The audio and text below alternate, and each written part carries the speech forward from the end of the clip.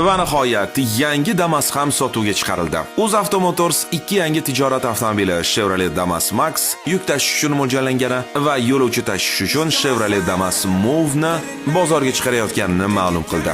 Damas Move 7 nafar yo'lovchiga mo'ljallangan bo'lib, Max talqini esa 650 kg-gacha yuk ko'tara oladi va 3 metr kubdan ortiq foydali hajmli yukxonasi bor.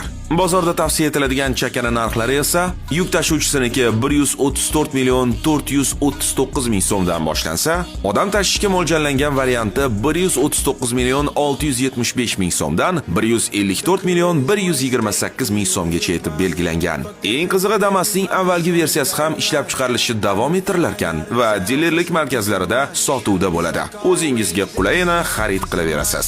Xo'sh, sizga yangi Damas yoqdimi yoki yo'q? Izohlarda fikrlaringizni yozing.